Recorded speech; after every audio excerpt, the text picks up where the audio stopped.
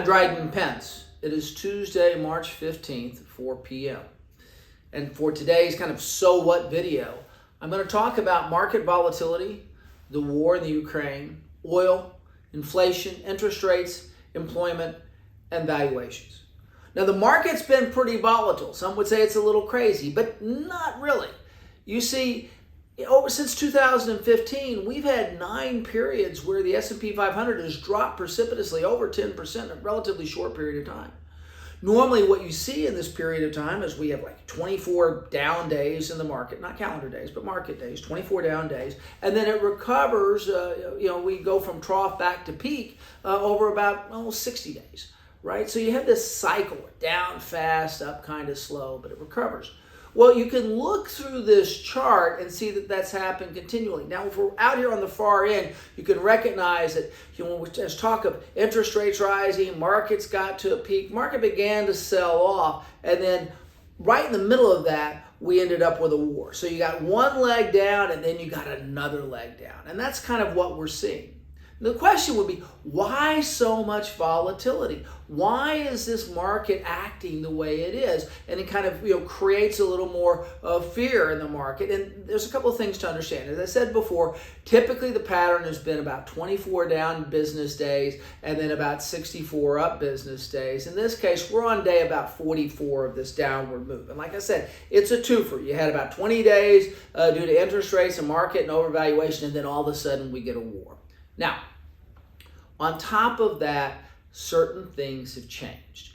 You see, back in 2010, only about 10% of all the trades in the market were carried out by individuals. People like trading their own account, either Robinhood or Schwab or TD Ameritrade, any of those things. Only about 10% of the trades were being taken place by individuals. But as time moves forward, we got into 2020, and that number jumped to 20%. And as a matter of fact, first quarter of 2021, that number jumped up to 24%. So what's happened is people that are not necessarily as experienced in the market have increased their share of market participation. It's kind of like we really kind of took children and we gave them sharp objects because now they can trade themselves without the benefit of kind of talking to someone who has more experience. So you saw that kind of peak around first quarter of 2021. If you remember, that's when Robinhood effect came along, and you had GameStop, and you had all of these people in the meme stocks jumping in and out. So now you see this big period of time where the group of individual retail investors has doubled in the market. They're now 20% of the market. And so kind of like you said, you give the children sharp objects, and then all of a sudden we give them Red Bull. Because here is the amount of money that went into the market, right, in 2021. This is very important. What happened? People got their stimulus checks. They didn't need to spend the money, so they put it into the market. They didn't have anything else to do. It was the gamification of the stock market.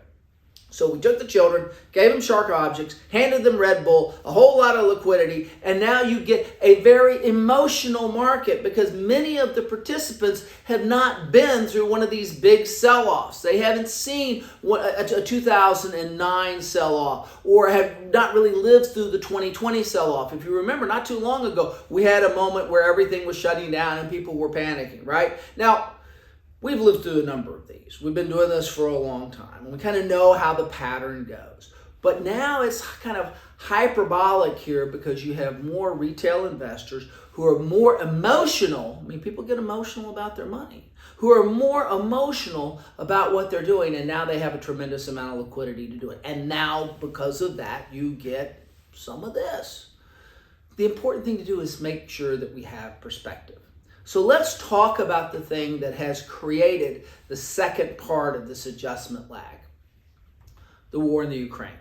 Now, if you remember, several weeks ago, before the war started, we sent out a note to everybody talking about it. If there was a war, it would be based primarily on a miscalculation, and I think everybody can agree at this point that Vladimir Putin has miscalculated. We also talked about the problem that the Ukrainian spring was going to be difficult for Russian tanks, whereas the Russian winter kind of saved Russia from Napoleon, and the Russian winter saved Russia from Hitler, but the Ukrainian spring is probably going to be a demise for Vladimir Putin. And the issue here is that a 40-ton tank gets stuck in the mud. The ground is thawing, it's no longer frozen, and now you basically take a tank and you stick it in the mud, which makes it a really lousy artillery piece. And so this is kind of what has happened, and you can see this in this picture. Now what's going forward, while the Ukrainian people are fighting valiantly, and it's clear that the Russians have miscalculated, still we're in a situation where from my years of experience in the military, I can tell you Russian doctrine includes a lot of tubed artillery. And they're doing that. They've encircled cities and they're beginning to fire on them. And the problem that we're going to see is you can look at their pattern back in Grozny when they had previous conflicts, but now they're beginning to fire on citizens indiscriminately. And this is going to be horrific, right, for probably another 4 to 8 weeks. I can't tell you how this story ends, but I can tell you it's going to be ugly for the Russians for the next 4 to 8 weeks. It's going to be ugly for the Ukrainians for the next 4 to 8 weeks, and we're going to continue to see these issues in the markets. But I also will say this, is that the United States has kind of always overestimated the Russian army, and so has the Russian army. So that they're in this position where the Javelin anti-tank missiles are able to have devastating effect on the tanks. And by the way, here's the math, right? A Javelin anti-tank missile costs $175,000, and a Russian tank costs about $3.2 million. So I think that we like that math in this conflict, and this is going to be very expensive for Vladimir Putin.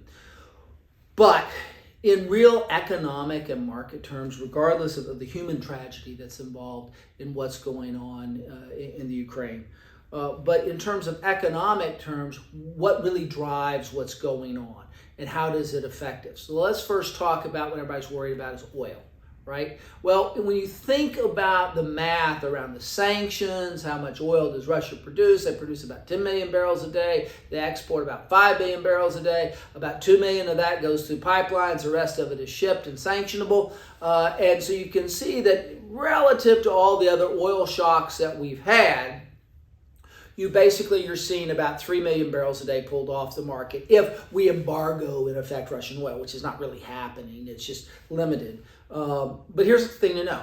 That's 3% of daily production, right? And it's not really being embargoed. So if it's illegal oil, you don't get full price for it. So the Russians are going to sell it. They're just going to sell it really cheaply somewhere. And oil is kind of a global fungible thing. So here's the important thing to recognize. We've had a very rapid spike in oil prices around speculation that was going to be this massive shortage. And oil got up to around close to 130. And then now very rapidly it's come back down into a more normal price. That doesn't mean this volatility is over with. We've dropped back down into the 90s. This volatility is not over with. But I will say is that you're going to continue to see this oil price volatility spike up and down based on sanctions, based on some of the conflicts going on, and based on how the world is going to react to that. But what's important to know is how does this affect the American economy? So I'm going to walk you through this. There's 3 or 4 things to pay attention to. But remember, we're only talking about a disruption of about 3 or 4 million barrels a day. All right. So where do we get that? Let's say we just cut all of it off. Where do we get that and why? Now, what matters about oil price is gasoline prices. Now, here's the thing that we know. When the average price of gasoline gets north of about $4, $4 to $5, depending on where you are in the country, behavior changes. People that don't like each other will start carpooling. Bubba turns to Leroy and says, "We're taking your truck today." And that's really important because you take 2 14 mile per gallon vehicles and you turn them into one 28 mile per gallon vehicle. You double the fleet effectiveness almost overnight.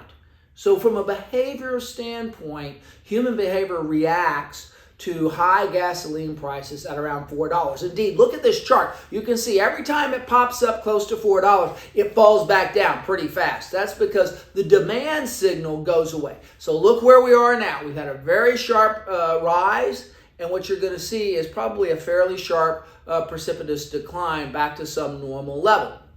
But these gasoline prices are still elevated. That's an important thing to recognize. I'll get to that in just a second. So, one thing to know, okay? A war is a supply chain disruption. A war is a supply chain disruption. That's really important. COVID was a supply chain disruption. Now a war is a supply chain disruption. And you can see how people during COVID, and this is how the COVID spiked, and you can see Omicron there, people were working at home for health reasons. Now you have to find out that some people may be wanting to work at home from time to time for economic reasons because it just costs too darn much to get to work. So we're going to see this adjustment of consumer behavior as long as we have oil prices north of $4 a gallon. Now let's talk about how we solve that problem. One, demand is going to kind of be destroyed. It's going to come down. People are going to carpool and drive less because price is up. But then also, how do we make up these 3 million barrels a day? Well, it's very easy. The United States can come up fairly easily with 600,000 barrels a day, which is a pretty large chunk of that.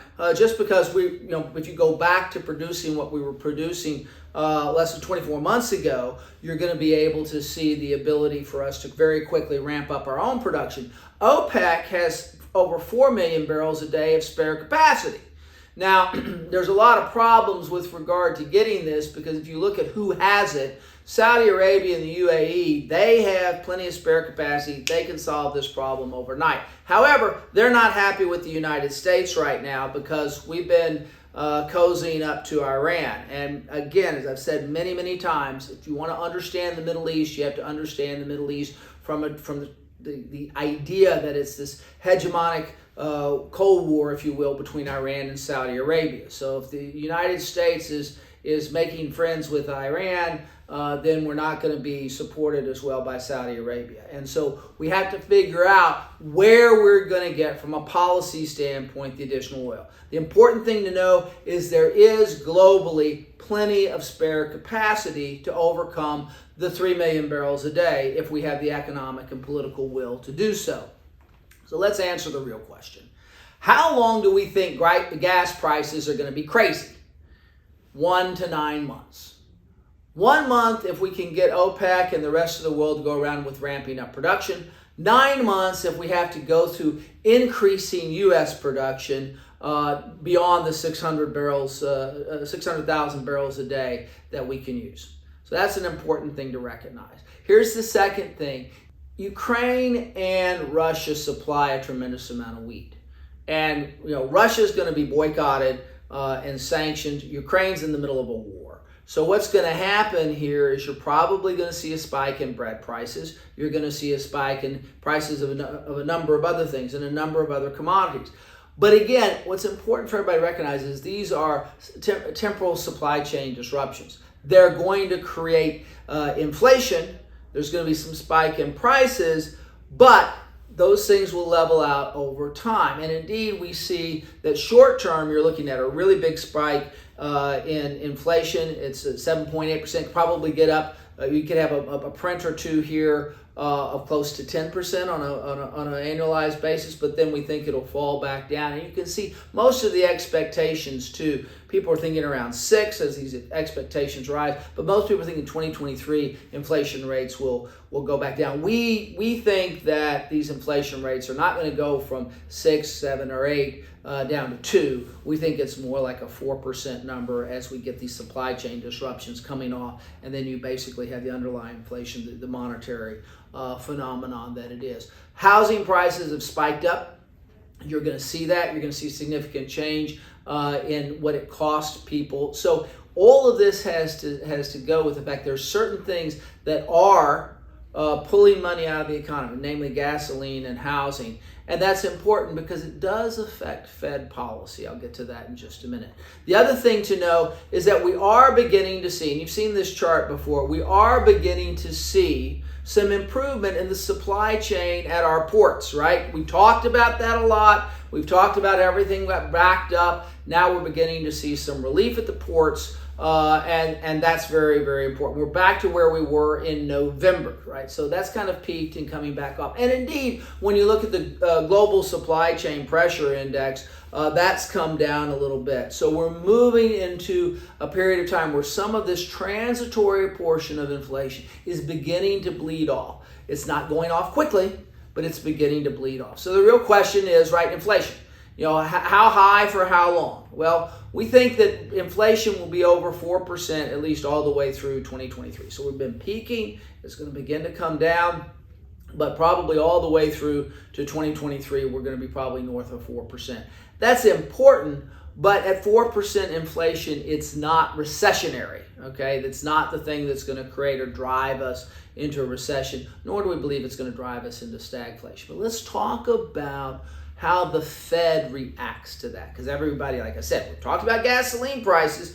They're going to peak and then they're going to come back down, right? Let's talk about interest rates, right? So here's the Fed funds rate. People talk about it. People obsess over it. You can take a look at we tried to raise it back in 2019, and then COVID came along and they began to adjust for that. There's a couple of big important things to know about Fed interest rates. First of all, right now, and we've got a meeting coming up tomorrow, is that people are beginning to price in a number of hikes, right? Probably a hike coming up tomorrow of 25 basis points, and then they may talk about the comments of what they're going to be doing in the future. But here's the thing to know, is that human behavior changes at rates lower than everybody's expecting. I want to go back to the period of time back in 2018, the last tightening cycle. And what happened was, as interest rates began to get north of 4% on home mortgages, and you've seen this slide before if you've watched my previous videos, what happened is people began to react. Now, if you're an old guy like me, you used to think that interest rates at 10% were okay. 6% on the home mortgage was a bargain. But if you're a millennial or you're young, you've never known an interest rate. So interest rates getting close to 4% are prohibitive. And people go like, I'm not doing this. I'm not taking out a mortgage. That's just way too high. And indeed, you can look at this. You look at the chart. If you look at the green line, when interest rates got up around 4%, boom, home mortgage demand just dropped off dramatically. And indeed, we're seeing the exact same pattern now. If you look at home loan demand, as prices get up around 4%, boom, you're seeing a bigger drop off in monthly home loan demand. This is something that's really important, because what's going to happen here, we believe, is that the Federal Reserve is going to get the reaction from the consumer and the business community at a much lower rate than they have previously. They are trying to slow down the economy. That's why the Fed raises interest rates, to slow the economy down. Well, guess what? People react at much lower rates than they did before, and oil and a few commodities are doing the Fed's job for them. Instead of paying more money to the bank, you're paying more money to the oil companies.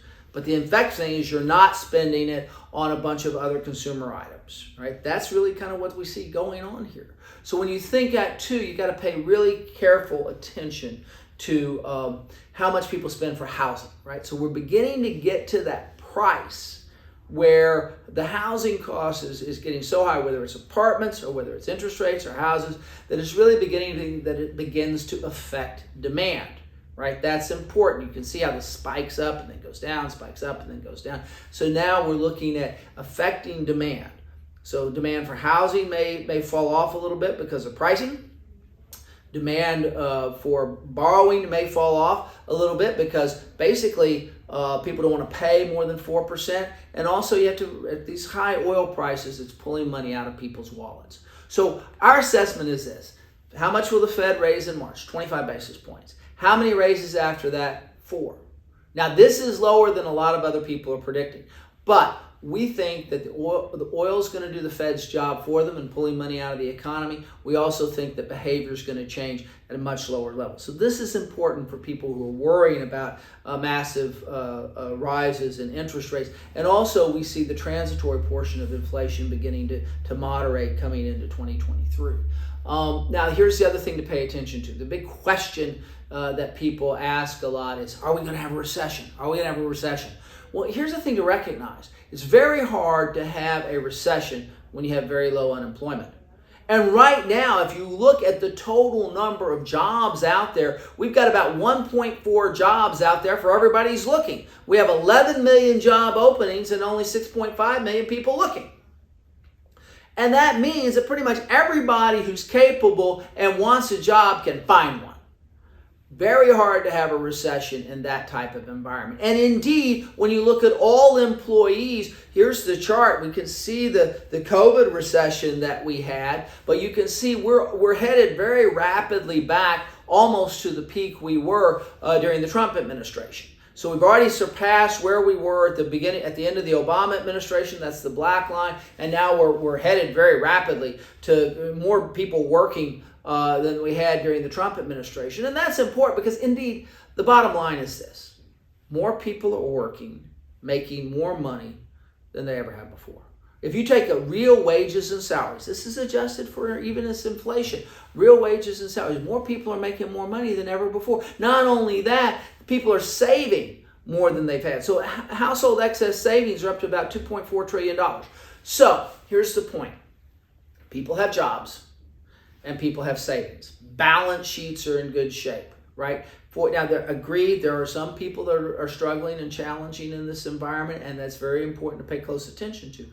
But on the whole, balance sheets are in pretty good shape. Employment's in pretty good shape. It's hard to have a recession with low unemployment and reasonable balance sheets. People have the ability to deal as shock absorbers with some of these problems going on in this economy, driven by the supply chain disruptions of the war, supply chain disruption of COVID, and all the other things that are going on. So when we look at it, we recognize that the economy is probably going to be slowing, but not slow, right? When you think about it, if we're driving at 90 miles an hour and you slow down to 50 miles an hour, it feels like you're going really slow.